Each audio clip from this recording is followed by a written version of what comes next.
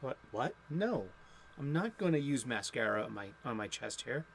It would make it floofy, but it could make it flammable. Hi, how's it going? Welcome back once again. It's time for the comics coffee table. Pull up a chair, grab a cuppa, whatever it is you're shoving under your nose today. There, pal, friend, chowderhead, sizzle chest, tough guy. Welcome.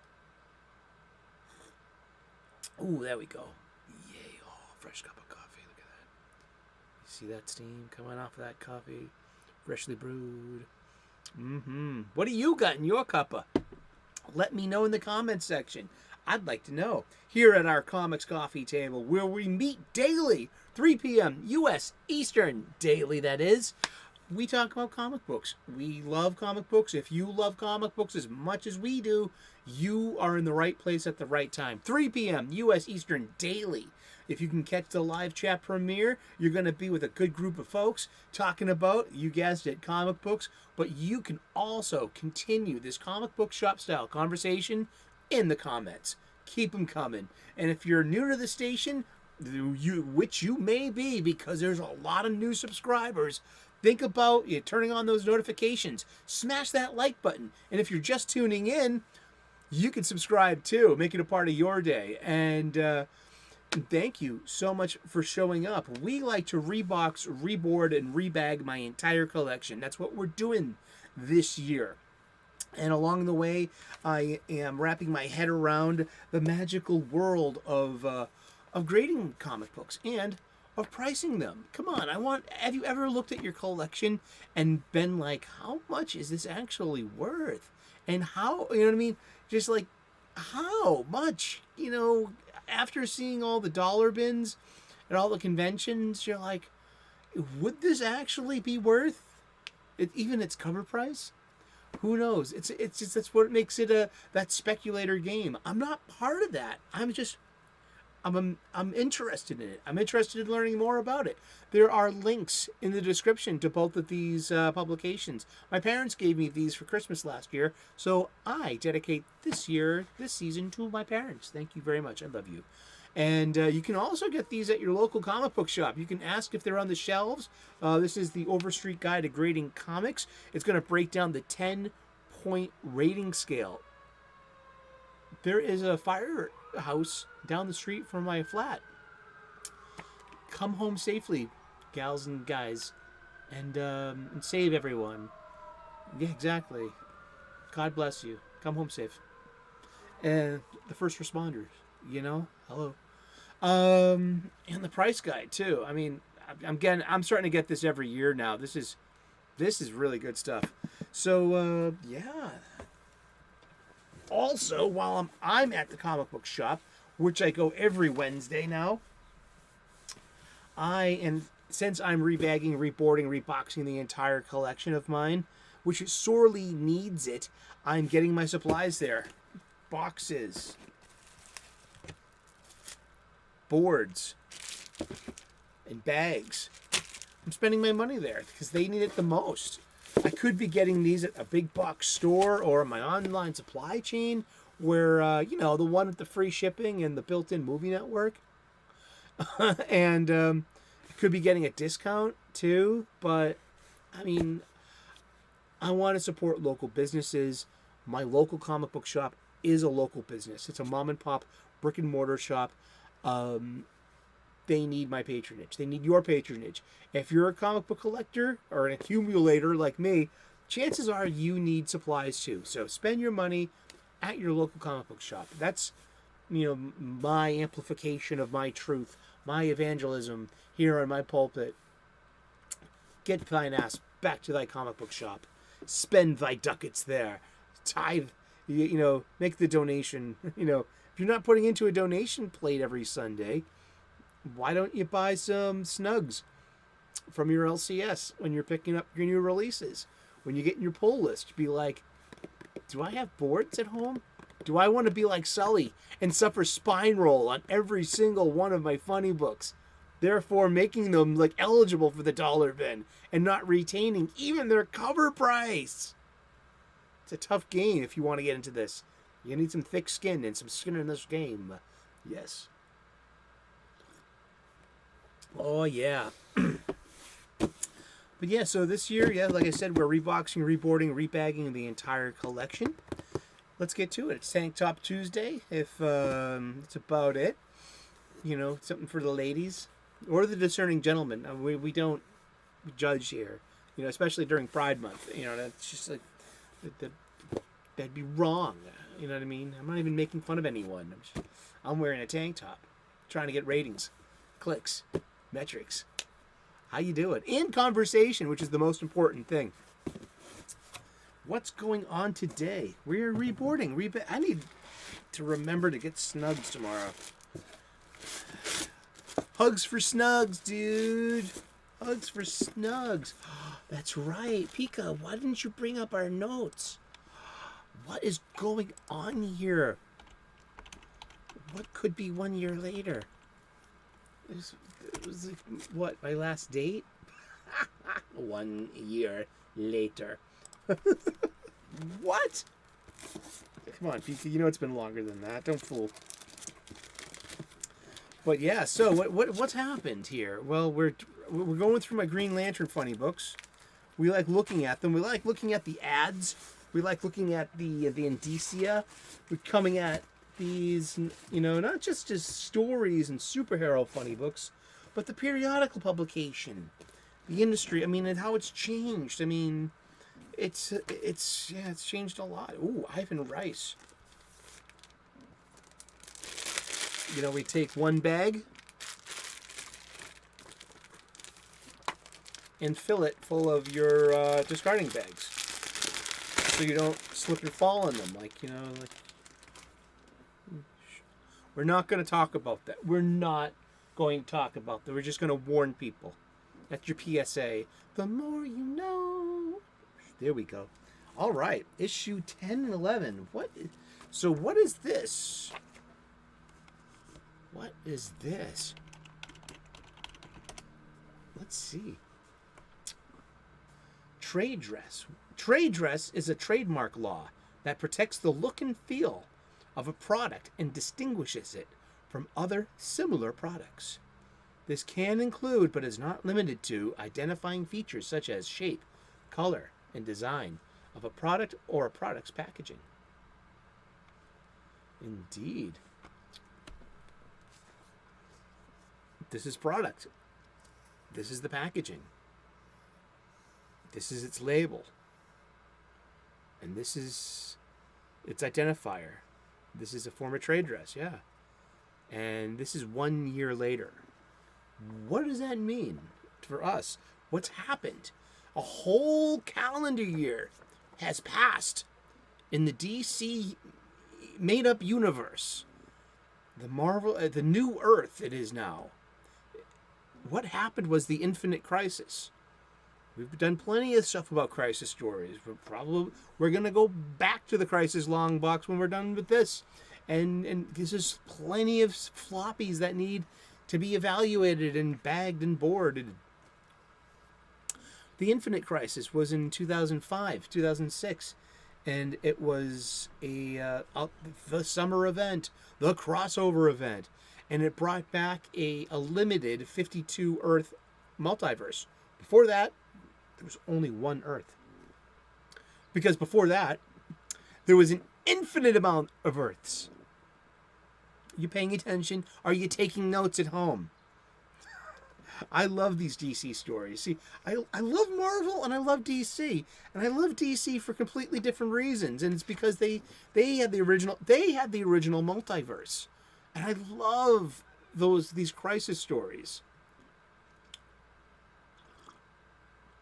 And I loved Marvel because I loved Spider-Man and I loved the X-Men and Captain America and Iron Man. They had great characters over there too. And it was just, I read them both. I mean, yeah. Ooh, Teen Titans. But yeah, 1 year later. See that? See that? Yeah. But look, we're trying to sell you a car as well. Who is this made for? We've got spine roll. Nope.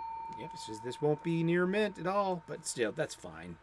I mean, we got Yu-Gi-Oh cards. It's got really good art in here. This is Ivan Rice. This is Marco Campos is the inker. And also, the colorists in these Green Lantern funny books. This is Moose Brauman, and we're gonna keep an eye on the colorists going forward. I think because once we get into the War of Light and Blackest Night, I mean the colors just speak for themselves. They're so vibrant, so well used. Look at this splash page. This is a nice big chunky splash page. You know, we're teaming up here. We've got Green Lantern, and you know that Hal Jordan is can and has been, and here currently is a United States Air Force captain and as a pilot. He does, yeah. And part of this story in the 52 coming up is that this is 1 year later. So something happened to Hal off panel and to his friend Cowgirl, is his wingman. This is also, I forget. We'll come across Cowgirl any second now, and they began a relationship. They got shot down, and they were prisoners of war. This was all documented in the Weekly 52. 52, we covered that. 52 documents week by week in real time this missing year, that this whole one calendar year. And Hal's role in that was that he was mostly a prisoner of war. He doesn't like to wear his ring when he's flying his plane because he's fearless. You know, that's his thing. And so here he is shot down behind enemy lines, and he does not have his power ring. And so here we have, and teaming up with Russia's Rockets Red. The Rocket Red. And they were also Rocket Red was part of the old Justice League International, you know, by J.M. Mateus, Keith Giffen, and Kevin Maguire. Those great books. And everyone who helped after that became its own there was Justice League America, there was Justice League Europe, Justice League, you know, Extreme Justice. There was really interesting Justice League stories from 89, 90, and to the mid-90s. And then Grant Morrison got a hold of it. Oh, hey, look, above anti-drug ads. Well, that's good. You know,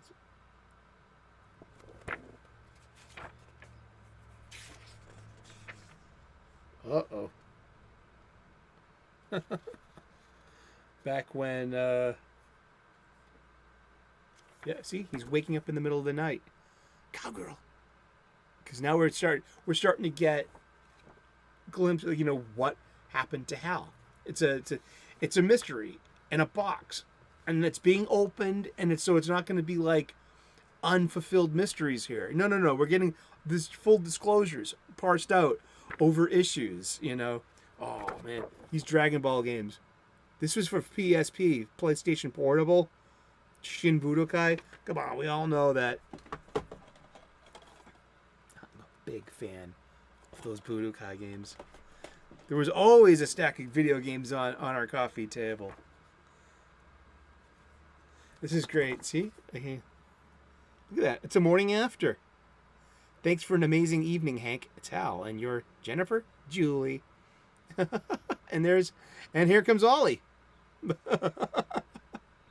And look, not much action. Well, actually a lot of action if you think about it. But look at this. It's just dialogue and friends talking. We got, you know, story being told.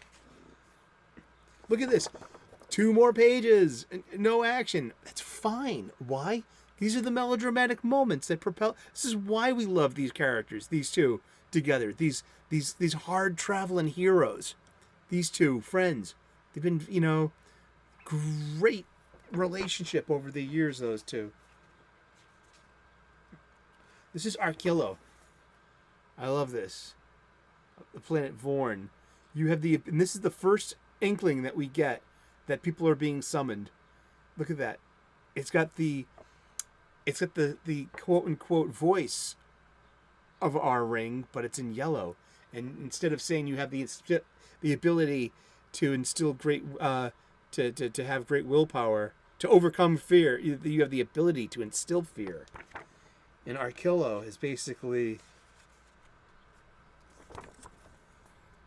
the first of the Sinestro Corps.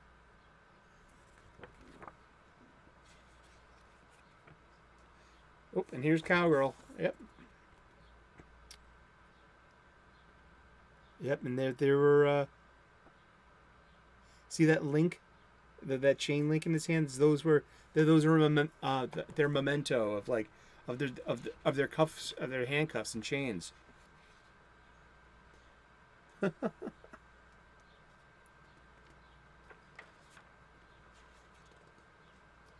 Get off the couch, huh? It's a kinetic. Look at that. A little webcam for your PlayStation 2. And games like the Dance Dance games.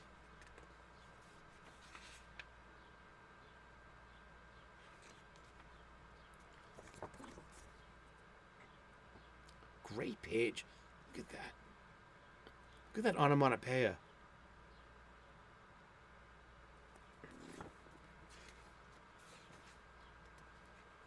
And now we have a mystery. Oh, look at that. I have this.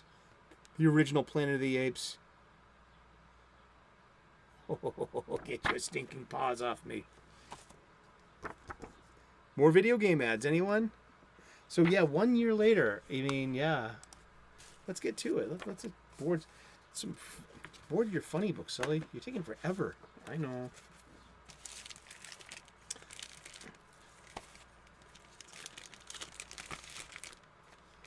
One year later. 1 year later is a 2006 comic book storyline running through the books published by DC Comics. As the title suggests, it involves a narrative jump exactly 1 year into the future of DC Universe, following the events of the Infinite Crisis storyline.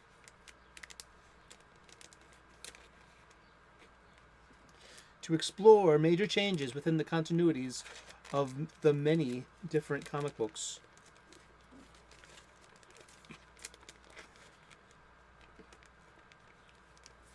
Here we are. Thank you. Thank you very much. I hope you're clobbering your problems and not being clobbered by them. I hope you're running your emotions and not being run by your emotions. Both a Superman and a Green Lantern adversary. We have Cyborg Superman. More video game ads for Tomb Raider. And this huge open world video game to support Superman Returns. The Brandon Routh, it was a direct sequel to the Christopher Reeve Superman movies. It just didn't land well. Just didn't have it. Kevin Spacey plays Gene Hackman's Lex Luthor very, very well. I think Brandon Routh plays Christopher Reeve's Superman and Clark Kent very well. It's the body language and the glasses and the shoulders. I think he just totally nailed stuff like that. But then, there's so many little really story things like Clark goes off planet for a couple of years or something, or it takes a while to get through space. You know what I mean? Space is really, really ridiculously huge. And he comes back, and Lois has moved on. It's probably been about 5 years or so. And she has a kid, and she's married to a pilot, a guy who can fly. Yeah. And but the kid turns out to be Clark's.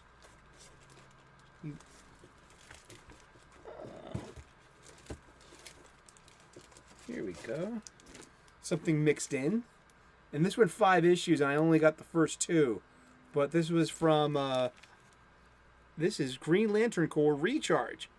Written by Jeff Johns, Dave Gibbons, and drawn by Patrick Gleason.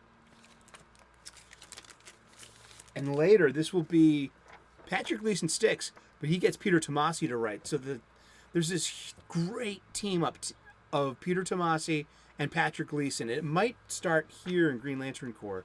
We're going to be seeing a lot of Patrick Gleason. You know, this is great. Great way to start in issue 1.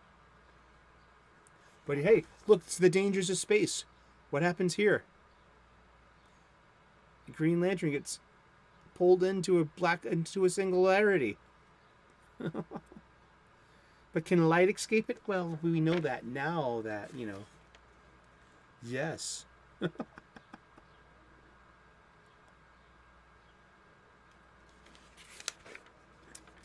Naruto. Never got into Naruto. The Green Lantern Corps is basically, it's like Guy Gardner's book, and John Stewart's book, and Kyle Rayner's book. And this is, look at, I love the face on Guy Gardner. And I've been a Guy Gardner fan for a long time now. And this is great. And Guy Gardner's direction in this, too, goes into a really good place, especially by the War of Light. And this is the premiere of Saranic Natu. Oh, wow, this might be worth something.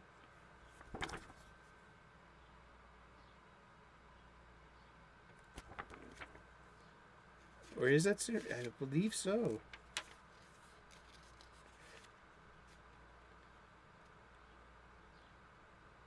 Indeed. Oh, wow, yep. Here we are. Saranic Natu. That's, she's a surgeon. She's from Kurigar. That's the home planet of Val Sinestro. And, of course, Sinestro ends up being her biological dad. And so there's just, this is really cosmic, like, you know, lots of aliens, different worlds. If you like Guardians of the Galaxy, man, you would like this. Woo, we got Smallville. I loved Smallville. Love that show. But here's one for all of you wrestling fans. Come and get it. It's Day of Reckoning 2. Ha! Look at this, man. It's on GameCube. Hey, look, everyone, it's the Peacemaker. Ain't that funny?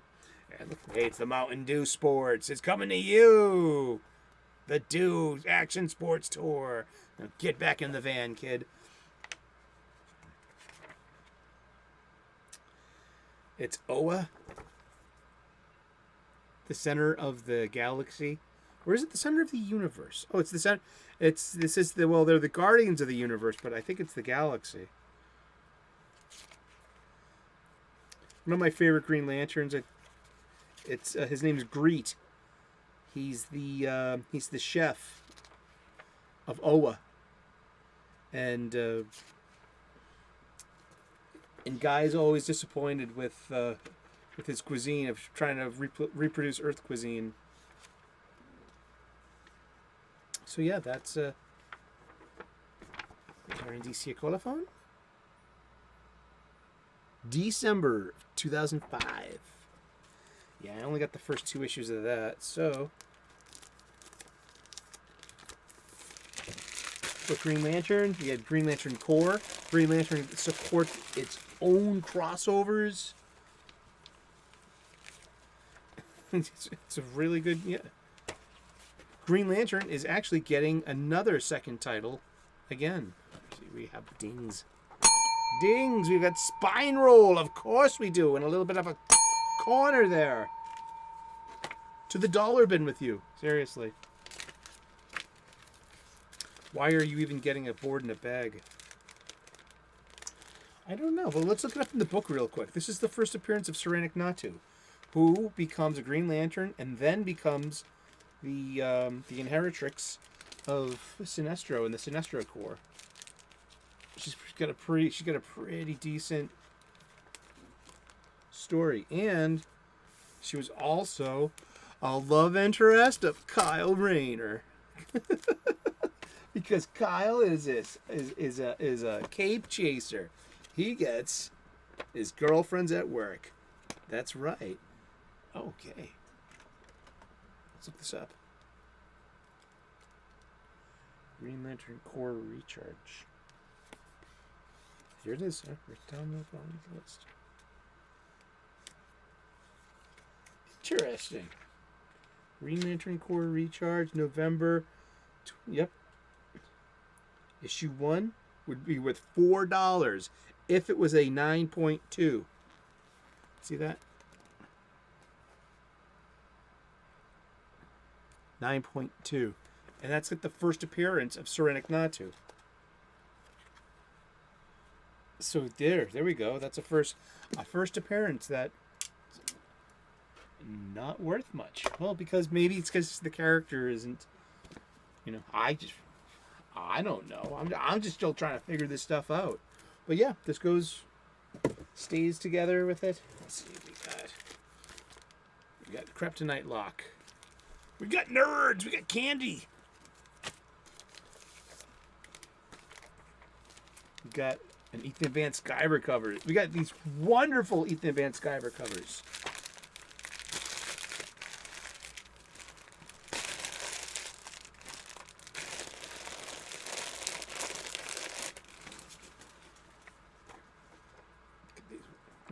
We got corner here. We got major corner. We got a major corner going, but I've read these bunches of times. These are fun. And we're still putting together and we have a mystery. There's a section of space called Sector 3601. And then we got this Guardian here. Because before that they were kind of, ambiguous, androgynous, or strictly male looking. And this Guardian identifies as female, and she's obviously has female characteristics, such as a bosom and her pronouns, I guess. You have to define it. We didn't have that vocabulary back then, or even that expectation. And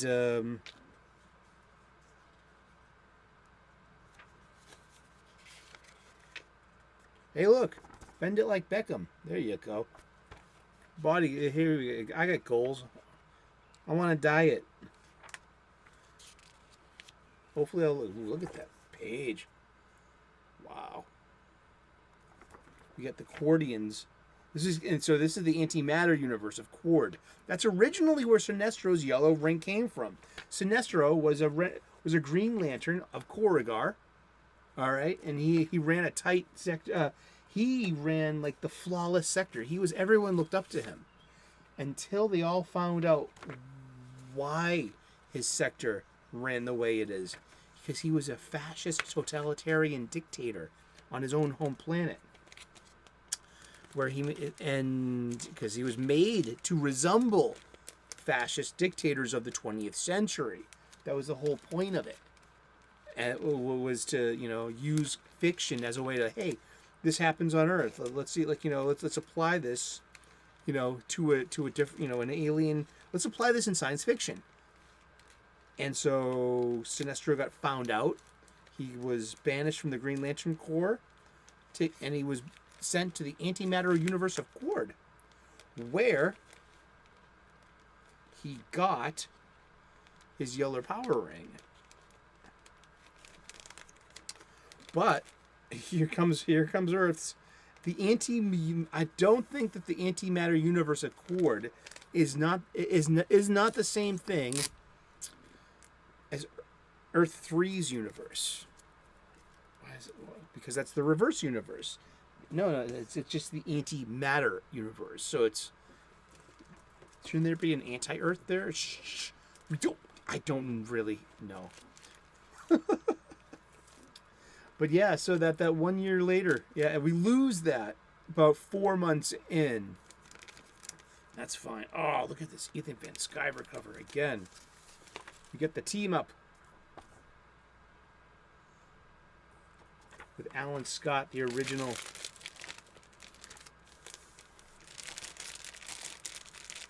Ivan Rice cover, very nice. Oh, well, we got to wrap this up. Thank you so very much. We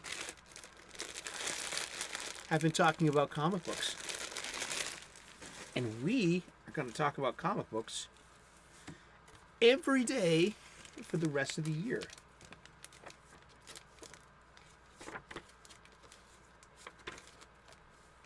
$3 p.m. U.S. Eastern daily.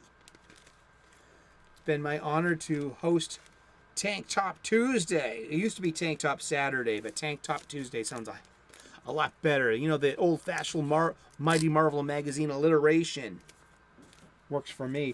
Awesome. We're getting there. We're getting there. Okay. Slowly but surely, we're going to get through all of these comic books, and then we'll find something else to talk about comic book wise, because that's what we do. We love talking about comic books. So pull up a chair, grab a cup of whatever it is you're shoving under your nose today there, pal. Pre-recorded, live from our Boston studios, before a studio audience of stuffed animals and yourself, joining in on the live chat and in the comments section. Thank you so very much for this comic book shop style conversation. Please like and subscribe. I would love to earn your subscription. We make daily content here. We also talk about cooking and spirituality, and it's a great place if you and keep us in mind, and just click on the notifications, ring that bell, hit the like button, please, and subscribe. We'll see you later in those funny pages. God bless. Namaste. Good luck. Cheers. Bye-bye.